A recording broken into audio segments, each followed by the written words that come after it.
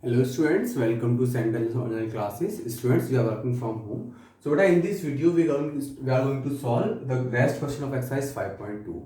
So in the second question we have given a complex number and we have been asked to convert this number into polar form and find the magnitude and the argument. So first of all we'll look at in which quadrant this number lies. So in this, if I compare it from to z equal to a plus iota v, okay, now I'm telling you how to find that in which quadrant this number lies. Okay, so it is a plus iota v form. So we know that for a complex number, a means the real part, it means the x-axis, the whole x-axis, and b means the whole y-axis. Okay, so now for this number, this is at the place of a, and here one is at the place of b. Okay, so now a is negative because this is minus root 3. So it means what? The x-axis is negative. X-axis is negative. It means what? This part. Okay. Now, and this part is not be taking. This is the negative part. And the b, it means the y-axis is 1. It means positive. Y is positive. It means what? This number lies in this boundary. It means what? This is what? Second quadrant. So this is how we can find each and every complex number in which quadrant they lie. So I hope it's clear, because in the live classes there were some questions raised from the sides of students that we are not getting at how to find in which quadrant number lies. I hope it's clear now. Okay, and if it isn't, then I'll try to solve each and every question by myself only. So by repeating again and again, I think you can get it. Okay, so this number lies in the second quadrant. Okay, so to convert it in polar form, first of all we'll write the polar form, that is z equals to r cos theta plus iota sin theta. Now on comparing, okay, so r cos theta would equals to be minus under root 3, and sin theta, sorry, it is I r sin theta, and what r sin theta would be, that would equals to 1. What I have done, from this equation and this equation, I have compared the real part and the imaginary part. So here real part is r cos theta equals to, here real part is minus under root 3, here real part is r sin theta, here it is 1. Okay, so now let this equation number first and this is a second. So now please add their squares.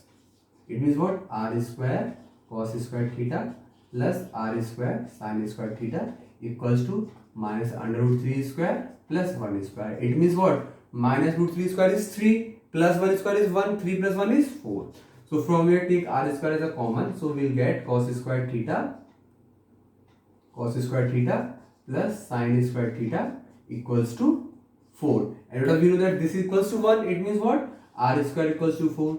So r would be plus minus 2, but magnitude cannot be negative. It means what? It would be 2. Beta, magnitude, it means the length of a line, and length can never be negative. So we'll always take the positive value for the magnitude. So we got the first term, that is magnitude. Now we'll look forward the argument. Okay, so for argument, it means for theta, first of all we'll have to find the alpha. So tan alpha, what was the formula for tan alpha? I hope you remember, that was imaginary part of z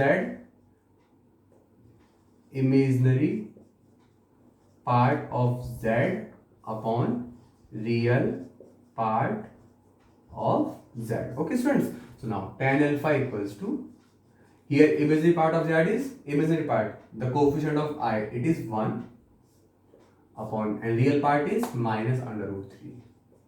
And since we are using the modulus, okay, so this part would becomes positive, so that would be 1 upon under root 3. So tan alpha is equals to 1 upon under root 3, and 1 upon under root 3 is the value of tan 30. It means what? In radian that would be equals to 10 pi by 6. Okay, so now from here alpha would be pi by 6. Since z lies in second quadrant, hence argument theta would be pi minus alpha. It means what? Pi minus pi by 6.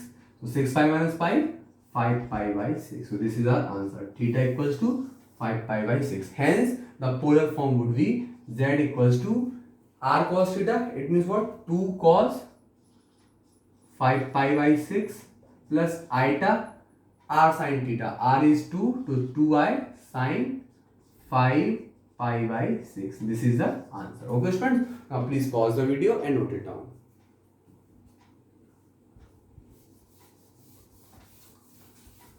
Now we look at the question number 3rd. I'm sorry. In question number 3rd, we have to do the same thing. We have to convert them into the polar form. So third question is z equals to 1 minus iota. Okay. So now I can easily see that here real part is positive. It means x-axis is positive and the y-axis is negative. Y-axis is negative. It means what? This is the quadrant. Which quadrant? Fourth quadrant. So the number lies in the fourth quadrant. First thing very clear. Okay. Now write the polar form. Z equals to r cos theta plus iota r sin theta. Now these two equations. Okay. So real part, it means r cos theta would be equals to 1 and r sin theta would be equals to minus 1. Okay. Because real part is 1 and imaginary part is minus 1 over here. Okay.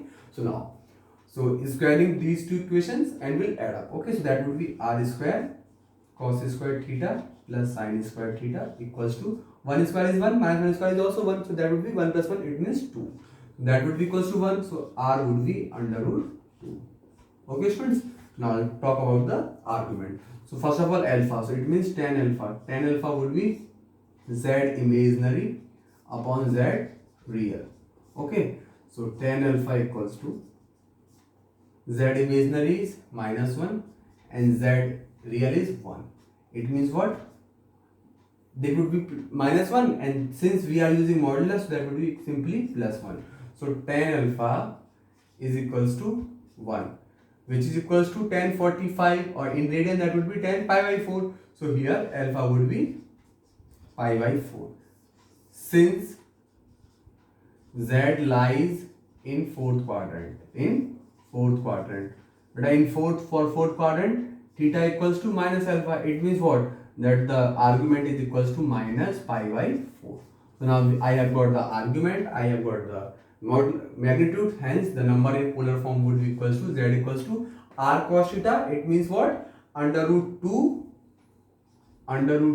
cos minus pi by 4 plus iota under root 2 sin minus pi by 4. So this is my answer. I hope everything is clear right now. Okay, please pause the video and note it down. But question number 4 is exact similar, so that you'll have to solve. So I'm just solving the question number 5. So question number 5 is minus 1 minus iota. Question number 5 is z equals to minus 1 minus iota. So I'm just doing directly, I think. So in this case, real part is negative and the imaginary part is also negative. It means what? In the third quadrant. Okay. So z equals to r cos theta plus iota sin theta. So from here r cos theta is equals to minus 1 and r sin theta is equals to minus 1. By adding and squaring both sides, that would be r square is equals to minus 1, that 1 plus 1 equals to 2. So r is under root 2. Now tan alpha would be equals to z imaginary upon z real. Here z imaginary is minus 1, z real is plus 1. That would be equals to minus 1, sorry. So tan alpha, it means alpha equals to pi by 4. Because that would be 1 equals to 10 pi by 4. Since z lies in third quadrant, so theta would be minus pi plus alpha. So theta equals to minus pi plus alpha is pi by 4. So that theta would be equals to minus 4 plus 5. It means what? Minus 3 pi by 4. So this is the argument. So the polar form z would be equals to r cos theta plus ir sin theta. So r is under root 2. So under root 2 cos minus 3 pi by 4 plus iota under root 2 sin minus 3 pi by 4. So this is the required polar form. So please pause the video and note it down. Now look at the question number 6, and question number 6 is z equals to minus 3. So I have to convert this number into polar form. So first of all, this is not in the standard form like a plus iota b. So but I can write it like minus 3 plus iota into 0. I can say that. Okay. So now look at in which quadrant this lies. So here the real part is negative. It means what? The x-axis is negative and the y-axis is 0. It means what? 0 will lie in this, so that it is lying in the second quadrant. Okay. So now first of all compare this equals to r cos theta plus iota r sin theta. Equation number first. So on comparing, r cos theta is equals to -3 and r sin theta equals to 0. Squaring and adding, so r square would be minus a square is plus 9, that would be 0. So from here r equals to 3. I am just doing this step is directly because cos square theta plus sin square theta, that eventually will get equal to 1. So that is why I am just writing r square. Okay, equals to 9. So r equals to 3. So this is the magnitude. Now I talk about the alpha. So that would be z imaginary upon z real. So z imaginary is 0 upon and real is -3. It means what?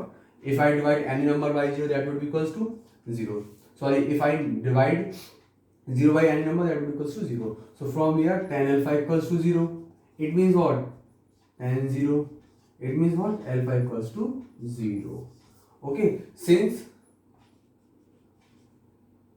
z lies in second quadrant, okay, so theta would be pi minus alpha. So theta would be pi minus 0. It means what? Pi. So the argument is pi. So the number in polar form would be z equals to r cos theta. Here r is 3. So 3 cos pi plus iota into 3. It means 3 iota sin pi. So this is the given. Now this is the required polar form. So please pause the video and note it down. Now look at the question number 7. Okay.